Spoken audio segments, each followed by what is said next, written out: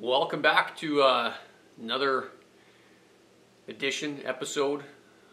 This is YouTube. I don't know, do we call them episodes? It's not like a regular TV show, so I'm not sure.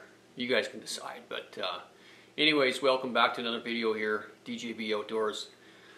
Today it's about mule deer hunting, something that I have not had a lot of success at over the years. Actually, I haven't had any success at it.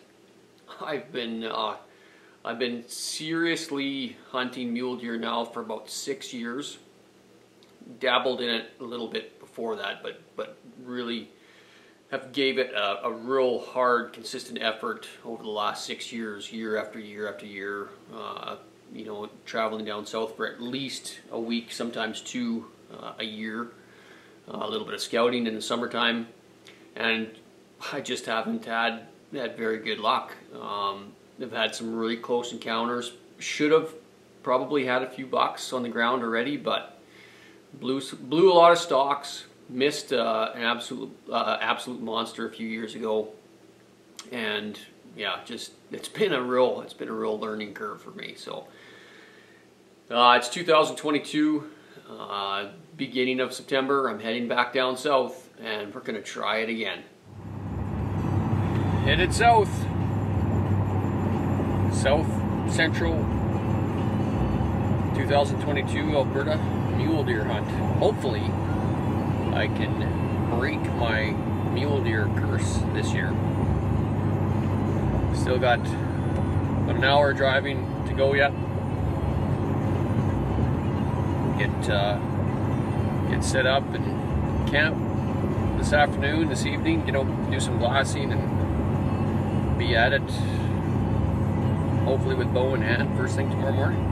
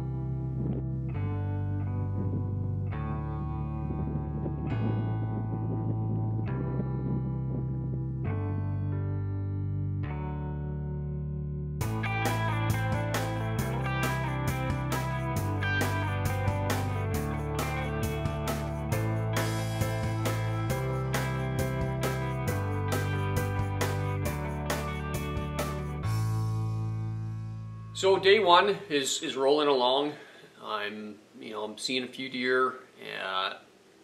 Those deer that I saw early in the morning from quite a distance, they had actually, I thought they were going to bed down in that bottom, but they didn't. They actually ended up making their way back up and into the hills to the south. So after spending some time kind of contemplating on what I was going to do for the afternoon, evening, I decided, you know what, I'm just going to walk in there. It's day number one. What do I got to lose? I'm going to walk in there real slow and just start peeking in over hills. And that's what I did.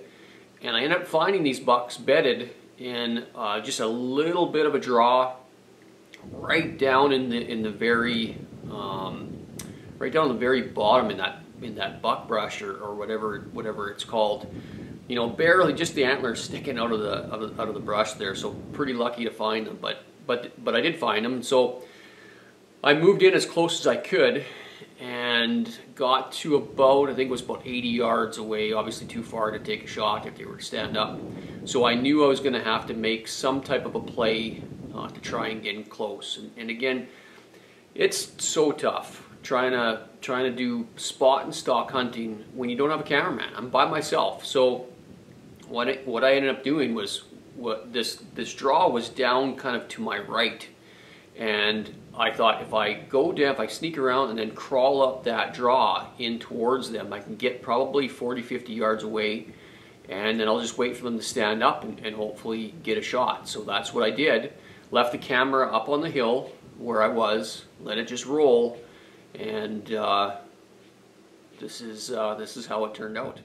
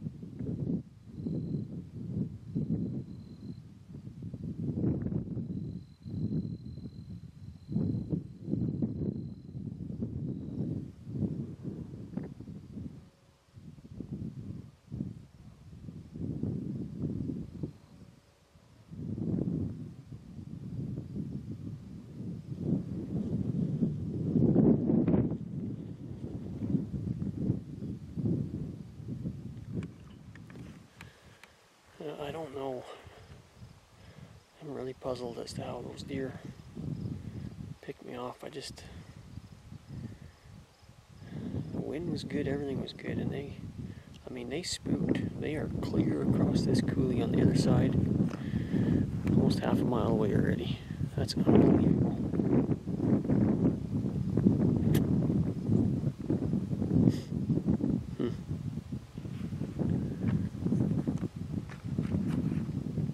Day one, just one in the books here. So, day number one is in the books, and we're off to the usual start. Didn't get to fling an arrow, but another blowing stock. Go figure. So, we'll fast forward now to day number two. Started off the day glassing from way up high at a good vantage point. Spotted a really nice buck. Long ways away, coming off a field. Watched him bed down, looked like in a really good spot. So long story short, we're gonna mosey on in there and try another stalk and see what happens. Before I could actually get to that spot though that buck was bedded in, I came up over a hill, spotted another buck bedded in a little bit different location, and I thought, you know what, took a look at him. I thought, you know what, for me, this is a shooter. I'm not gonna try and skirt around him to get to the other buck. I got this one right here. Let's give it a shot.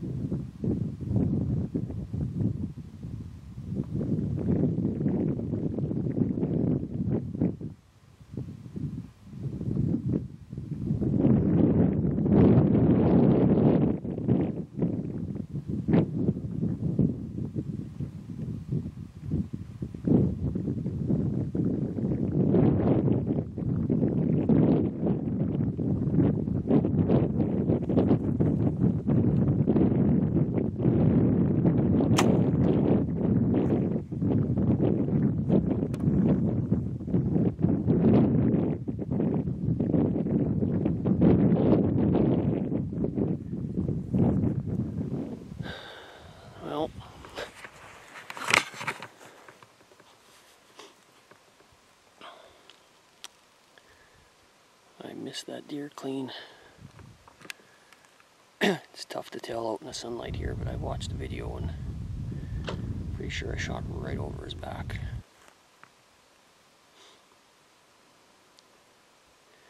I had ranged the bottom of the ravine and it was 45 yards, so I guessed him at 30 and I range it and I get 29.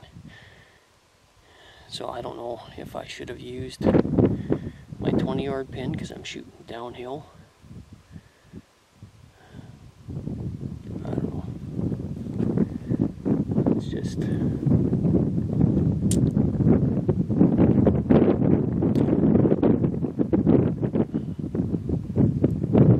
little bit depressing. No, I'm thankful to get the chance. That's a third stalk in 2 days. And finally works out. Works out. But, I don't know, just frustrating. I've really hunted mule deer hard for 6 years now, and I just can't put it all together. Either blow a stalk or miss. That's the second deer I've missed with my bow in the last 3 years. Even when you make the stalk and do everything right, just can't execute. That's frustrating. Keep trying. Can you tell I'm a little bit frustrated there? You know, maybe if for all of you, you know, all you people that have hunted, at some point, if you hunt long enough, you're gonna have that feeling. You're just gonna have that feeling like no matter what you do, you know, something's gonna go wrong, and that's the way I felt in that moment. Over the last several years, I've had so many stalks that I've either blown. That's usually what happens. I blow a stalk, or it just doesn't work out. Or you know, for me, in a couple of instances like this one, you do everything right, you get in position 30 yards away, and you blow the shot. Just can't execute. So I was pretty dejected. So spent the rest of that day, you know, just looking for other deer. Looked at some really nice country. Did see some deer. You know, fast forward now to day number 3. Again, looked over some really nice country. Saw some deer. Actually had one pretty cool encounter with a buck. Again, just didn't work out. So day 3 is kind of winding down, and I know that there's a pretty good buck, and I believe it's the buck from the morning before, the original one that I had wanted to stalk. And I know he's bedded down in this really low spot in this big valley. So I go down and I try, you know, to make a play on him, and I get down there and he's already on his feet.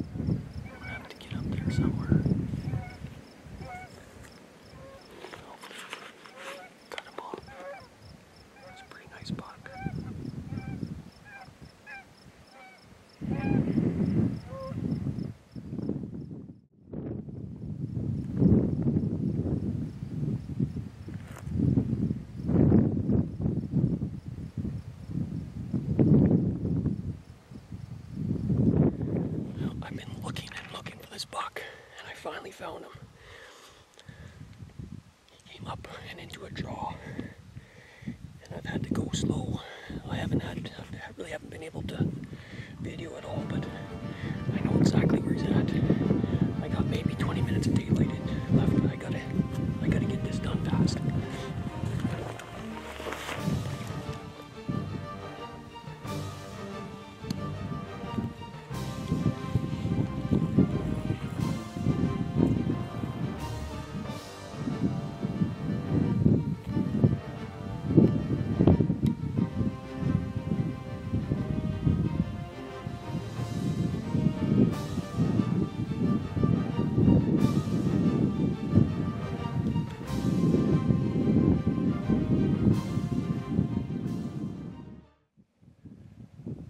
Well guys,